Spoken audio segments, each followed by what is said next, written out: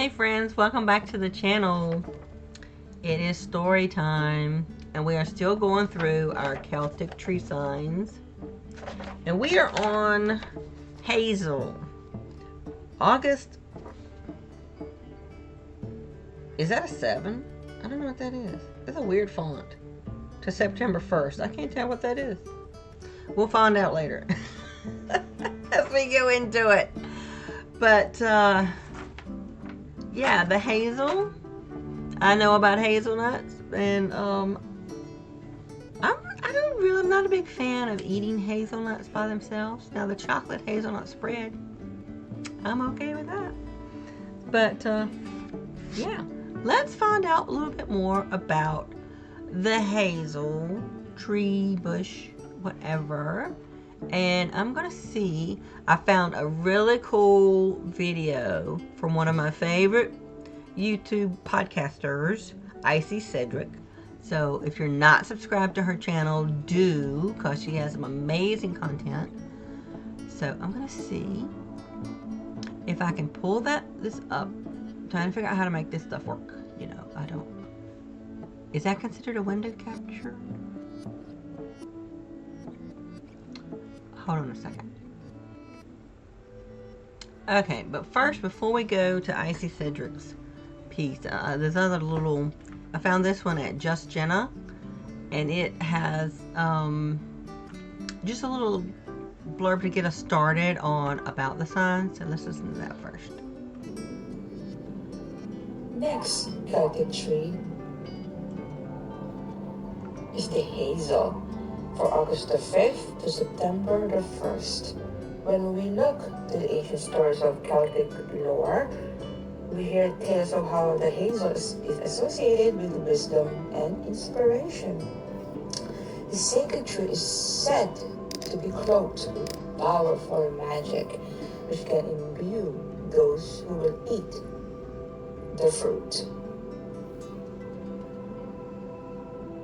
And that's the fruit of the hazel tree.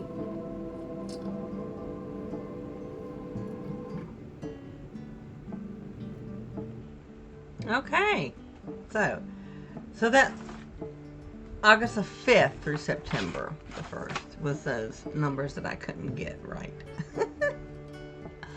Okay, so now let's get to the other little video, which I thought was very interesting. So I'm going to pull it up here. She has a lot of great information. Okay, I'm going to see if I can get this to work. Now we're going to start off with the hazel and folklore. And surprisingly enough, the hazel tree actually symbolised communication, epiphanies and creative inspiration in the Victorian language of flowers. And it did also represent reconciliation as well. Now in modern Scots Gaelic, a hazel grove is a caltain, and druidry.org note that places called Calton can actually be considered entrances to the underworld due to the derivation of Calton from the Scots Gaelic term. Now this obviously does certainly put a slightly different spin on Calton Hill in Edinburgh, and if you do any of the ghost walks that go around the Calton Hill area, they will no doubt tell you all about the fairy stories that they have associated with the area. Now also according to druidry.org, hazel trees are still found near holy wells in Ireland and Britain, and the website also relates a legend that Joseph of Arimathea used hazel branches to build the first Glastonbury Abbey. In one old custom, the 14th of September was Holy Cross Day, and children got the day off school to collect nuts, although this custom understandably died out with the First World War. Nutcrack Night in November marked the day when people opened their stored nuts. Now, I should point out that is what the Trees for Life website says, whereas on druidry.org, they note that Nutcrack Night was actually Halloween, and this was the night on which young couples roasted hazelnuts over the fire. If the nuts burned steadily, it meant that the relationship would fare well, but if the nuts flew apart, it spelled doom. And we all know how much I love a little bit of divination by strange object on this podcast, and I do think that burning nuts is a really interesting way to decide if your relationship's going to last or not.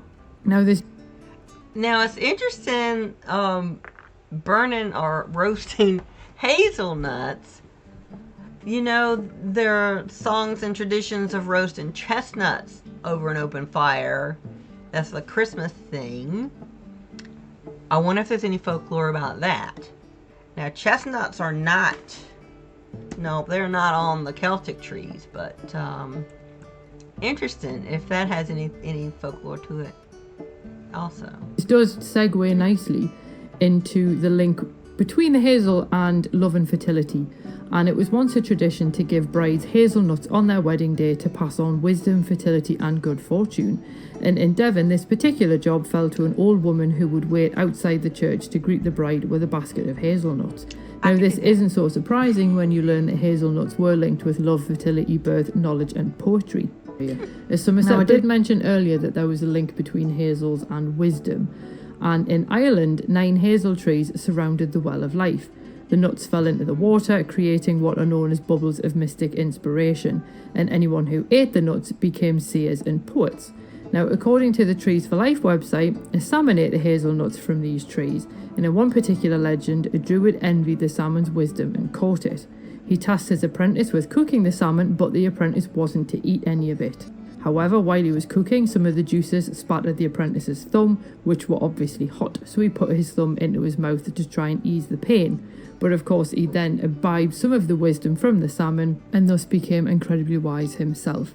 And this apprentice was Finn McCall.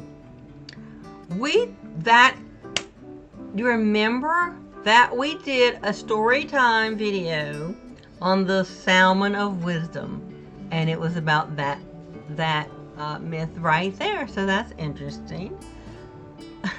And I wonder, is that well a real place? Is that a real place that someone could visit? I don't know. But we are going to move on instead to one of the more famous links with hazel, and that is with both divining and magic. Now, hazel was a favoured wood for divining rods, and Ruth Binney advises that what you would do is you would cut a 45cm forked branch, and then you'd hold the prongs between your thumb and first 2 fingers. So obviously that's each hand has a prong of this forked branch, and the joint should point downwards. Slowly walk across the ground that you're searching and pay attention to what the branch does. It should rise of its own accord near water and then actually bend backwards, possibly even breaking when you get over a spring. Now, for best success, you should cut your rod between sunset and sunrise on a new moon. I do think it's quite interesting that you do have this link between hazel and water when you consider the story we've just looked at, with the idea of the hazel being around holy wells and sacred springs and so on. Now, you could also use hazel rods for other forms of divination, and according to Alexander Porteous, people in Europe would throw hazel rods into the air and they would draw their omens from the direction in which the rods fell, whether that was sort of like left, right, forwards or backwards and so on. It's quite a rudimentary method, but apparently it worked. Now, I did mention magic and the hazel, and hazel was pretty much the favourite wood for magic wands, and if you cut them at sunrise, that actually gave them a boost of solar energy.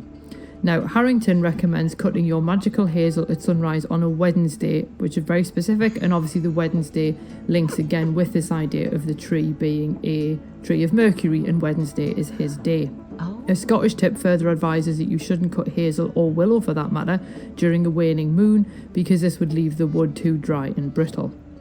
You could also carry a hazel rod 1.5 fathoms long with a green hazel twig pushed into it, and this would cast invisibility over the holder. Now, I had no idea how long a fathom was, so I did Google it because obviously that's what I do.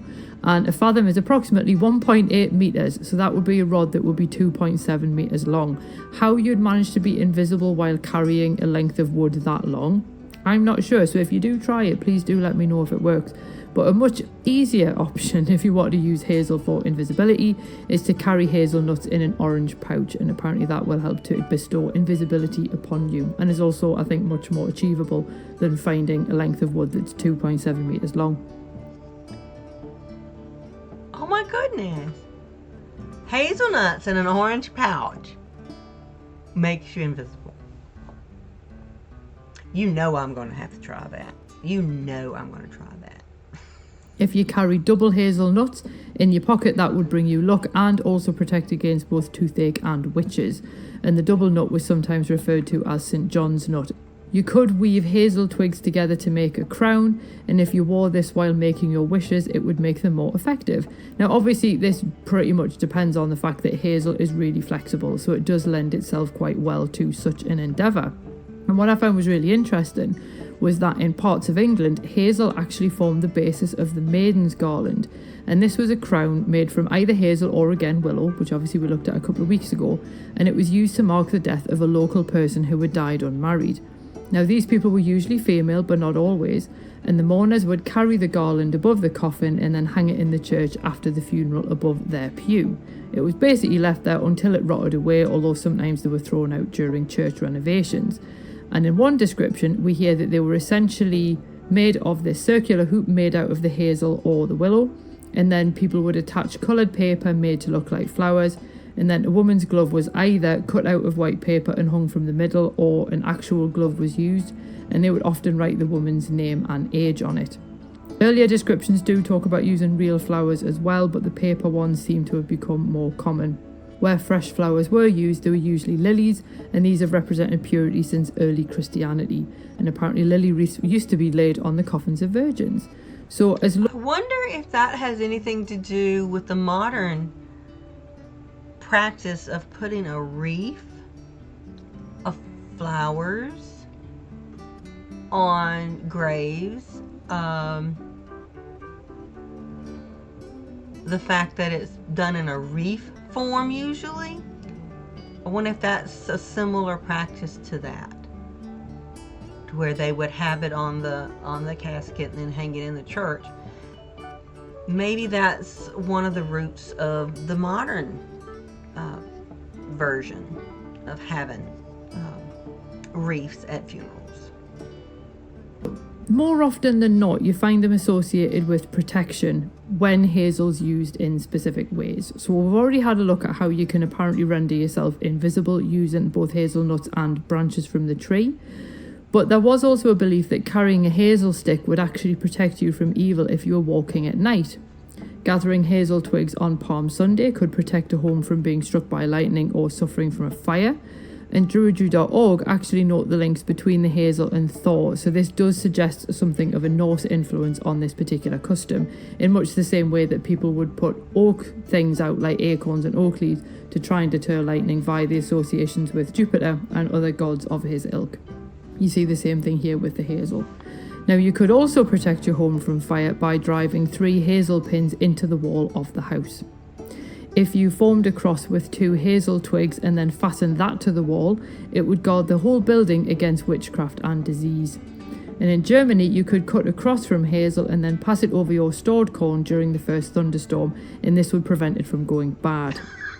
If you wanted to protect yourself against fairies or serpents, and indeed this is where the link with snakes comes in, you could cut a stick of hazel before sunrise on May Day, and then you would draw a circle around yourself using this stick, and essentially neither fairies nor serpents could cross said circle.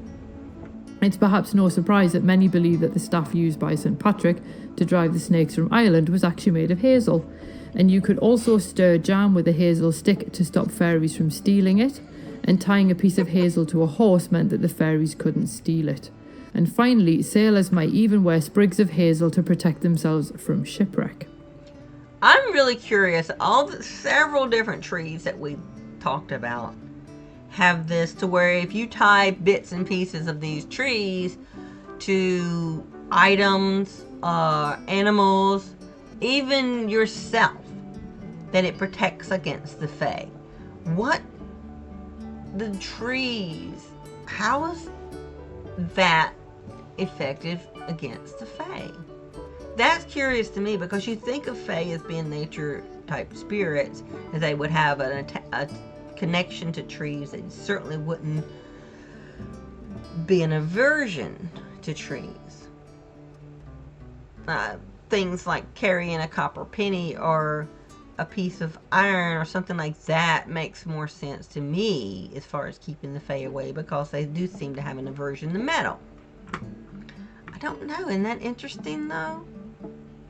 But if you followed every one of those trees that said, you would just be covered in little bits of tree all over your clothes to keep you protected from the fae.